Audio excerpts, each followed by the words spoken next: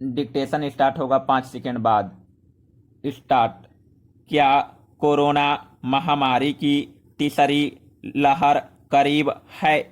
क्या यह दूसरी लहर की तुलना में अधिक जानलेवा साबित होगी? क्या इससे बचा जा सकता है? हालांकि तीसरी लहर के समय का निर्धारण और विस्तार का सटीक आकलन मुश्किल जान पड़ता है, मगर पहली दो लहरों के अनुभवों से इसके असर का अनुमान लगाया जा सकता है। ये अनुभव तीसरी लहर से निपटने के लिए बेहतर स्वास्थ्य सुविधाओं को तैयार करने की नींव बन सकते हैं। Paragraph change. साल 2019 में प्रधानमंत्री नरेंद्र मोदी द्वारा शुरू किए गए the coalition for disaster resilient infrastructure ने हाल में इस बाबत एक कार्यपत्र जारी किया है।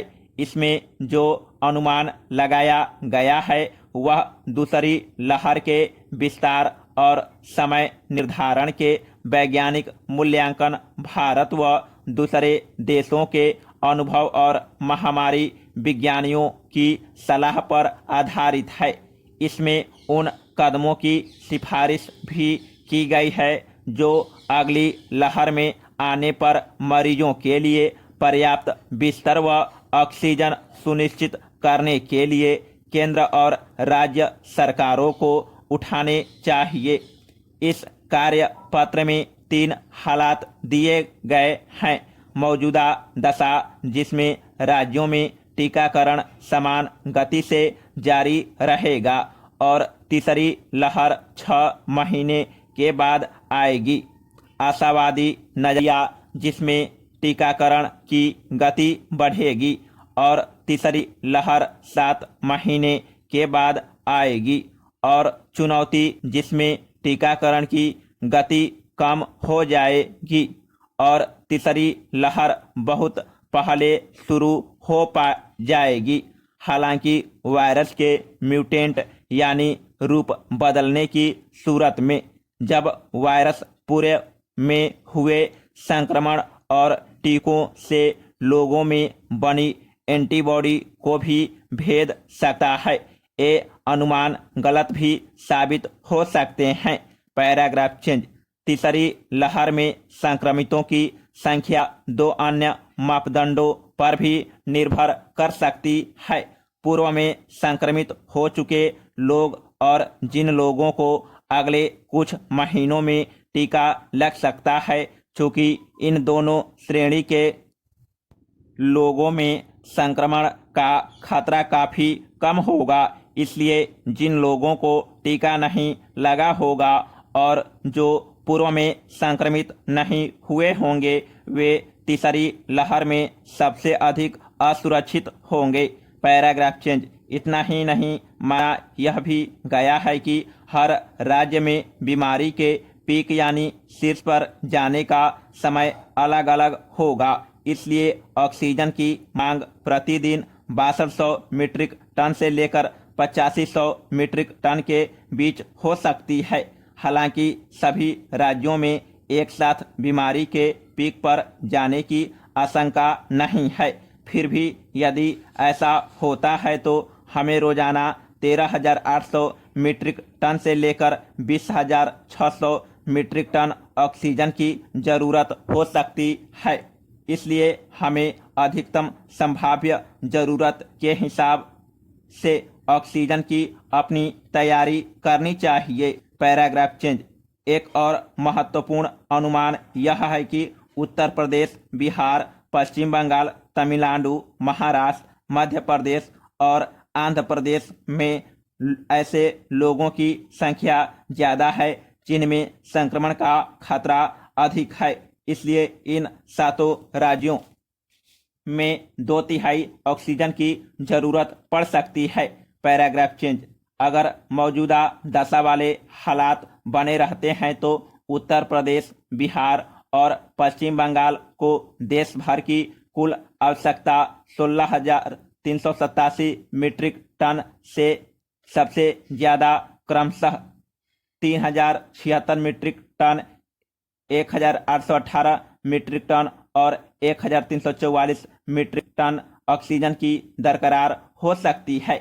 इसलिए पूरे देश में प्रेशर स्विंग एडसॉर्प्शन ऑक्सीजन संयंत्र स्थापित करने की योजना पर काम किया जाना चाहिए, न कि तमाम राज्यों में समान रूप से ऑक्सीजन के बंटवारे पर। इसके अलावा जिन राज्यों के पास औद्योगिक ऑक्सीजन उत्पादन की सुविधाएं नहीं है, उन्हें अपनी ऑक्सीजन क्षमता बढ़ानी चाहिए। पेपर यह भी सुझाव देता है कि औद्योगिक ऑक्सीजन उत्पादन करने वाले राज्यों के लिए 60% ऑक्सीजन आरक्षित किया जाना चाहिए। शेष 40% ऑक्सीजन उन राज्यों को भेजना चाहिए जहां इसकी कमी है। अगर ऐसा नहीं किया जाता है तो विशेषकर उत्तर और पूर्वोत्तर राज्यों में क्षमता विस्तार चुनौतीपूर्ण हो सकता है। Paragraph change. सभी राज्यों में खास तौर से जहां कमी का अंदेशा अधिक है, ऑक्सीजन उत्पादन क्षमता, गहन देखभाल इकाइयों और ऑक्सीजन बेड बढ़ाने के लिए मौजूदा समय का इस्तेमाल करना चाहिए। औद्योगिक ऑक्सीजन पर पूरी तरह से निर्भरता अच्छी नहीं। राज्यों को यह कोशिश करनी चाहिए कि हालात खराब होने पर भी वे आत्मनिर्भर बने रह सके। बेशक महामारी विज्ञान के मॉडल दूसरी लहर की भविष्यवाणी नहीं कर सके थे, लेकिन 2 से 3 हफ्ते पहले उसने पीक के बारे में सटीक रूप में बता दिया था। यह संकेत है कि अगर किसी राज्य में मामले बढ़ते हैं तो उसके पास पीक की तैयारी करने के लिए 2 से 3 सप्ताह का समय होगा। Paragraph change. ऑक्सीजन के अतिरिक्त स्रोत बनाने के अलावा इसकी आपूर्ति श्रृंखला पर जोर देना भी जरूरी है। ऑक्सीजन टैंकर, भंडारण सिलेंडर आदि की व्यवस्था होनी चाहिए। यहाँ हब एंड स्पोक मॉडल कारगर हो सकता है, जिसमें क्षेत्रीय केंद्रों में उचित भंडारण सुविधा के साथ साथ ऑक्सीजन को एक से दूसरे स्थान तक पहुंचाने के लिए अच्छी वितरण व्यवस्था हो। Paragraph change. ऑक्सीजन वार्ड व आईसीयू के लिए प्रशिक्षित कर्मियों की कमी तीसरी लहर से निपटने में बाधक बन सकती है। इसके अलावा भी स्वास्थ्य कर्मियों को कई अन्य सहायता की दरकार होती है। लिहाजा मेडिकल और पैरामेडिकल छात्रों, आपदा मित्रों, एनसीसी कैडेट व विज्ञानी या जीव विज्ञान की पृष्ठभूमि वाले होमगार्ड के जवानों को स्वास्थ्य कर्मियों की मदद के लिए तैयार किया जाना चाहिए। राज्य सरकार की भूमि, स्टेडियम, सामुदायिक हॉल, अर्धनिर्मित इमारत व पार्किंग स्थलों में सूबाई सरकार अस्थायी अस्पताल भी बना सकती है। और अंत में मरीजों को डॉक्टरी सलाह आदि देने के लिए ऑनलाइन व्यवस्था की जानी चाहिए।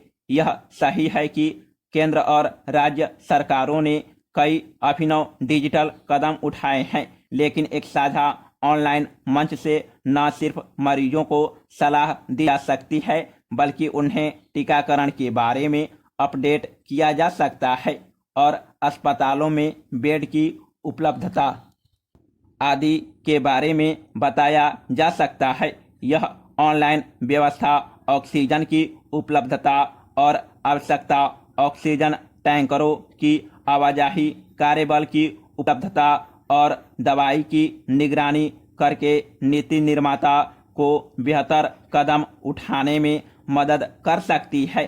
सभी मौजूदा प्रणालियों और डाटाबेस को एक जगह समन्वित किया ही जाना चाहिए। Paragraph change. जाहिर है अपने यहाँ तीसरी लहर आए अथवा न आए, लेकिन यह मौका है कि हम अपने स्वास्थ्य ढांचे को बेहतर बना सकते हैं, ताकि ऐसी अभूतपूर्व स्वास्थ्य चुनौतियों का भी बखूबी सामना कर सके। समाप्त।